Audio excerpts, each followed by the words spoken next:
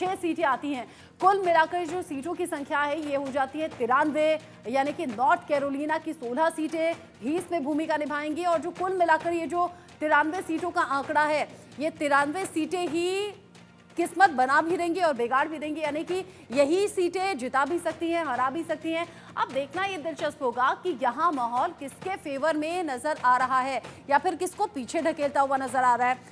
आलोक sir, यहाँ जंग में कौन आगे है कौन पीछे है, ये तो हम बात कर रहे हैं कि कमला हैरिस कभी आगे बढ़ती हुई नजर आती है, कभी डोनाल्ड ट्रंप आगे बढ़ते हुए नजर आते हैं।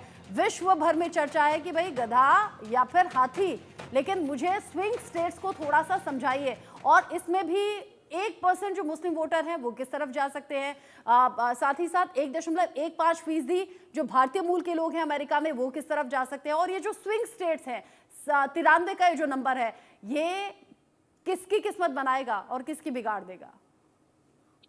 देखिए, इसमें कोई शक नहीं है कि जिस तरह से इतने अलग अलग अपने समुदाय हैं उनका एक असर होता है। लेकिन आप ये देखिए कि चाहे वो मुस्लिम मतदाता हो या हिंदू मतदाता हो या क्रिश्चियन हो, वो अपने हितों को, जो स्थानीय हित है उसको भी ध्यान में रख रहा है।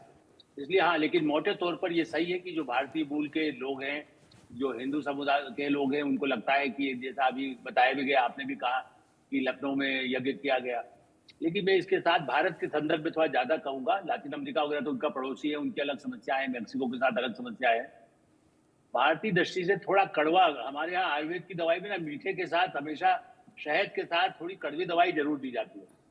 ये बताना आवश्यक है कि हिंदुओं की बात तो डोनाल्ड ट्रंप साहब ने की है, बड़े सम्मान के साथ मैं कहूंगा। एक कनाडा में 10 से ज्यादा हमले पिछले कुछ महीनों के दौरान हो गए, बल्कि कल परसों भी हो गया। ऐसी स्थिति में वो बांग्लादेश की चर्चा कर रहे हैं, कनाडा को थप्पड़ नहीं मार रहे हैं कि भाई सिर्फ बंद करो तुम बकवास। एक स्टेटमेंट उनका नहीं आया है, ना किसी उनकी दोनों प्रतिद्वंदी पार्टियां हैं उन्होंने भी नहीं किया। मेरा मानना है कि जब हिंदू हिंदू कहते हैं, वो लोग अपना स्वार्थ देखते हैं, इसमें कोई शक नहीं है। हम भी अपना स्वार्थ देखेंगे, भारत का अपना हित देखेंगे। इसलिए मेरा ऐसा मानना है कि ये सब बातें चुनाव के लिए की जाती है। और दूसरी बात, आप देखिए अभी से जो राहुल गांधी करते हैं, डोनाल्ड ट्रंप ने रोना शुरू कर दिया, देखिए जी बोगस हो जाएगा, गड़बड़ हो जाएगा, ये हो जाएगा। ये चुनाव जब आपके पक्ष में आए। आलोक सर, आप तो ये कह रहे हैं कि अमेरिका के राहुल गांधी है डोनाल्ड ट्रंप, और जो नतीजे हैं चुनाव के वो ठीक वैसे ही आएंगे जैसे राहुल गांधी और कांग्रेस के लिए आते हैं। नहीं, ये तो नहीं कहूंगा। राहुल गांधी से तो ज्यादा समझदार है डोनाल्ड ट्रंप, मैं ये नहीं कहूंगा। ऑल रिस्पेक्ट, मैं बड़ा आलोचक हूँ डोनाल्ड ट्रंप का, लेकिन जो हारने वाली पार्टी होती है ना आलोक सर, वही वो ऐसा कहती है कि धांधली हो सकती है या गड़बड़ी हो सकती है या हमें ऐसा शक है। हिंदुस्तान में हम देखते हैं ना, जब कहते हैं ईवीएम हैक हो गया, ईवीएम में गड़बड़ी हो गई। इसीलिए मैं वोटिंग पर भी आ रहा हूँ। इसीलिए ये सही है कि थोड़ा जो अंतर्राष्ट्रीय फोर्सेस है, जैसा आपने बताया, बहुत ताजी रिपोर्ट है कि ईरान कुछ कर सकता है या चाइना भी। मैं तो मानता हूं कि वहां चाइनीज लॉबी भी काम करती है और रशियन भी करती है, जूस भी करती है बहुत बड़े पैमाने पर। लेकिन जूस तो भारत उनके हित में ही है, अमेरिका के साथ संबंध उनके हैं। लेकिन हाँ, जैसे भारत में अमेरिका ये भूल जाता है कि अमेरिका, चाइना, रशिया उस हद तक तो नहीं, भारत के साथ पुराने संबंध रहे, लेकिन खास करके चाइना और यहाँ तक कि पाकिस्तान या खाड़ी के देश मुस्लिम मतदाताओं के नाम पर वो भी चुनाव को प्रभावित करने की कोशिश करते हैं। बोगस पोलिंग इसलिए नहीं हो सकती है, मैं श्रीवास्तव जी के साथ सम्मान के साथ कहूंगा। देखिए, वहां जो अवैध रूप से रह रहे हैं वो होटलों में काम कर लें इलीगली डेली वेजेस पर, लेकिन क्या है, हर एक का एक उसमें होता है, चुपके से कैश में पेमेंट लेकर के करें। इसीलिए उनको तो बाहर निकालने में हम भी पक्षधर हैं कि ऐसे लोग जो बाहर से घुस जाते हैं, घुसपैठी जिनको आप कहेंगे। लेकिन वो वोट नहीं, वहां तो क्या, हर चीज आपके एक कार्ड में, सारे कार्ड हैं, आपका क्रेडिट कार्ड, आपकी पहचान पत्र, आपका पासपोर्ट।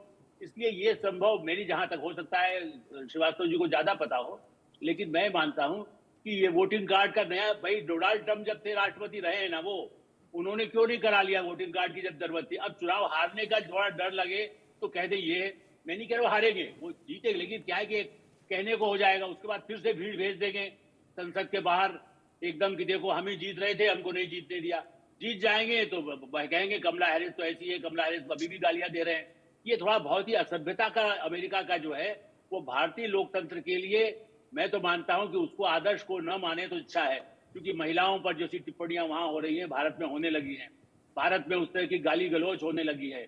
भारत में जो उनके उस तरह का जो चैनल है, फॉक्स चैनल, उसकी तरह से गाली गलौज चैनल्स में होने लगी है। ये मुझे लगता है कि ये हमारे लिए लोकतंत्र के आलोक लिए सर, यानी कि आपकी अमेरिकी बात चुनाव सुनने आदर्श के नहीं बाद है। क्या मैं ये कह सकती हूँ एथिक्स के साथ, देखिए कौन जीतेगा कौन हारेगा ये तो वोटिंग करने वाले मतदाता तय कर देंगे, लेकिन आपकी बात सुनने के बाद क्या मैं ये कह सकती हूँ कि एथिक्स के साथ आप ये कह रहे हैं कि कमला हैरिस प्रबल दावेदार हैं और डोनाल्ड ट्रंप, फिर चाहे वो वॉशिंगटन डीसी में वो हंगामे बवाल की तस्वीरें हो, यानी कि हार स्वीकार नहीं कर पाने का वो जो रवैया उनका रहा, या पॉर्न स्टार और बाकी जो विवाद उनके साथ में जुड़े रहे, एथिक्स के साथ अब कमला हैरिस को मजबूत दावेदार मान रहे हैं? इस हिसाब से हमारी आपकी यदि हमें वोट डालना हो तो हो सकता है कि हम कहें कि चलिए हमारे चाहे खिलाफ हो लेकिन एथिक्स मानती हैं। देखिए होता यह है कि वो जिस तरह से डोनाल्ड ट्रंप ने बड़े पैमाने पर, देखिए पैसा, वैसे पैसा पार्टी में इनको चंदा तो अच्छा मिला है डेमोक्रेट पार्टी को, लेकिन अभी मुझे जो आसार दिख रहे हैं डोनाल्ड ट्रंप ने पिछले दिनों में, जैसा अभी आपने रिपोर्ट में भी दिखाया, पलड़ा थोड़ा भारी हो गया है पिछले 2 दिनों में। हाँ। और वहां चुनाव का एक और बात ध्यान दिलाने की जरूरत है। हमारे यहाँ कहते हैं चुनाव 1 दिन पहले 2 दिन पहले बंद कर दीजिए। हाँ। जबकि होता यह है कि अब तो वो इलेक्ट्रॉनिक जमाने में, ये 50 साल पुराने का नियम था, अब तो अंतिम क्षणों तक यदि मतदान के समय भी यदि प्रचार कर रहा है तो करने दीजिए। तो हमारे यहाँ तो चुनाव सुधार की हमारे यहाँ भी जरूरत है, लेकिन मेरा मानना है, अंतिम इसमें कहूंगा, हमारा वोटिंग सिस्टम आज भी दुनिया में सर्वश्रेष्ठ है, अमेरिका से बेहतर। आज भी वो पर्ची डाल के जो वोट डाल रहे हैं।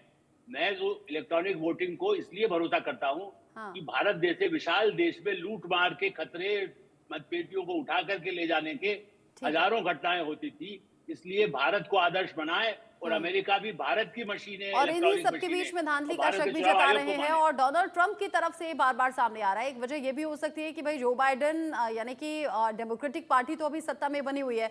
राम श्रीवास्तव जी, जिस तरीके से अभी स्थिति बनी हुई है, ये जो स्विंग स्टेट्स नंबर जो 93 का है, ये किसके साथ जाता हुआ या किसके खिलाफ जाता हुआ नजर आ रहा है, एक बात तो मुझे ये बताइएगा। और साथ ही साथ ये जो एंड मोमेंट पर वोटर्स का मन बदलने की बात है, ये किस हद तक लागू होती हुई आपको अमेरिका में नजर आ रही है या फिर स्विंग स्टेट्स में नजर आ रही है? इसे ठीक ऐसे ही समझ लीजिए जैसे अभी हाल ही में हरियाणा में इलेक्शन हुए, तमाम जो चुनावी जानकार हैं वो इशारा कर रहे थे कि कांग्रेस जीतेगी, तमाम एग्जिट पोल ये इशारा कर रहे थे, लेकिन कह रहे हैं कि आखिरी वक्त में चीजें वहां पर पलट गई। क्या अमेरिका में भी ऐसा होगा? क्योंकि कभी तो सर्वे कह रहा है कमला हैरिस आ गए हैं, कभी कह रहा है कि डोनाल्ड ट्रंप आ गए हैं। निश्चित रूप से वहां जो इस तरह का अनुमान लगाया जा रहा है, अटकलें लगाई जा रही हैं, उनमें स्विंग स्टेट में खास करके इस तरह का परिवर्तन होना स्वाभाविक है। और हाँ, सवाल ये है कि अमेरिका में इस समय जो नया परिवर्तन आया है वो ये है कि वहाँ जो लास्ट मिनट का, जैसे अभी हमारे यहाँ दिन है, वहाँ रात्रि, आज की रात्रि उनके लिए कत्ल की रात्रि इन स्विंग स्टेट में होगी, क्योंकि वहाँ बड़े जोर शोर से इस समय प्रचार घर घर जाकर भी होने लगा है, जो पहले कभी नहीं होता था। पहले तो हमेशा सिर्फ जो उनकी बहस हुआ करती थी राष्ट्रीय चैनल पर, उसके ऊपर लोग मतदाता अपना निर्धारण करते थे। लेकिन इस समय चूंकि FBI ने भी इस बात की आशंका व्यक्त की है कि फॉरेन कंट्रीज का इन्वॉल्वमेंट हो सकता है। वो क्यों हो सकता है? क्योंकि वहां के चुनाव में 3 चीजें बहुत इंपॉर्टेंट है। एक तो बैलेट मार्किंग डिवाइस जो है उनकी, BMT जिसको कहते हैं, वो बड़ी इंपॉर्टेंट है, कुछ राज्यों में यूज हो रहा है। फिर वहां पर ऑप्टिकल स्कैनर्स यूज किए जा रहे हैं और डायरेक्ट रिकॉर्डिंग इलेक्ट्रॉनिक्स का भी कुछ राज्य उपयोग में कर रहे हैं। और तीसरा जो इम्पोर्टेंट है वो बैलेट मार्किंग डिवाइस का भी वो कर रहे हैं और ये कंप्यूटर से कनेक्टेड है। और कुछ राज्यों में ये जो है, क्योंकि वहाँ अलग अलग राज्य में अलग अलग पद्धति है, कहीं जैसे फ्लोरिडा में वहां पर जो है हाथ से दिया जाता है, लेकिन प्रेफरेंशियल वोटिंग किया जाता है, 1 2 3 आप किसको पसंद करते हैं किसको नहीं करते हैं। खैर वहां नोटा जैसी चीज तो नहीं है, लेकिन मैं अटकलबाजी के अलावा या सोशल मीडिया की न्यूज के अलावा मैं स्वयं अपने परिवार के लोगों को जानता हूं जो अमेरिका के वहां पर है। मेरा पुत्र भी वहां है और वो भी मतदाता है। जब मैंने उससे बहस की तो मुझे पता ये लगा कि वहाँ रिपब्लिकन पार्टी के पक्ष में लोग इसलिए हैं कि वहाँ जो मिडिल क्लास के लोग हैं या हायर क्लास के लोग हैं, अभी जो बाइडेन ने रेवड़ी मारने के लिए टैक्स की सीमा बढ़ा दी है और इनकम बढ़ाई नहीं है, इसलिए लोग काफी परेशान हैं। और यही एक कारण है कमला हैरिस के लिए कुछ राज्यों में, क्यों ना हर राज्य के टैक्स के भी जो प्रोविजन है अलग अलग हैं। हमारे यहाँ तो इनकम टैक्स एक जैसा है, लेकिन हाँ। वहाँ अलग अलग राज्यों की अलग अलग समस्याएं हैं। वहाँ का जो वोटिंग पैटर्न है, वहाँ की पॉपुलेशन के प्रोपोर्शनेट किया गया है। एक इट्स ए कॉम्प्लेक्स सिस्टम, लेकिन उस कॉम्प्लेक्स सिस्टम में इस चुनाव में खास करके जो इंटरनेट से कनेक्टेड राज्य अपने कंप्यूटिंग मशीन का यूज कर रहे हैं, वहां हैकिंग होने की संभावना बहुत ज्यादा है। और ये जो डोनाल्ड ट्रंप कह रहे हैं उसके पीछे कारण यही है कि कुछ राज्यों में तो आईडी की जरूरत ही नहीं है। आप तो सिर्फ पहले से वहां रजिस्ट्रेशन कराना पड़ता है। हाँ। आपके नाम पर अगर मैंने रजिस्ट्रेशन करा लिया, अपना पता कहीं और का बता दिया और वहां जाकर वोट डाल दिया, और ज्यादा गड़बड़ हुआ करती है किसमें, पोस्टल बैलेटिंग में। क्यों इसीलिए वोटर बैलेटिंग आईडी का इस्तेमाल हो और धांधली हो सकती है, ये मांग की गई थी डोनाल्ड ट्रंप की तरफ से, लेकिन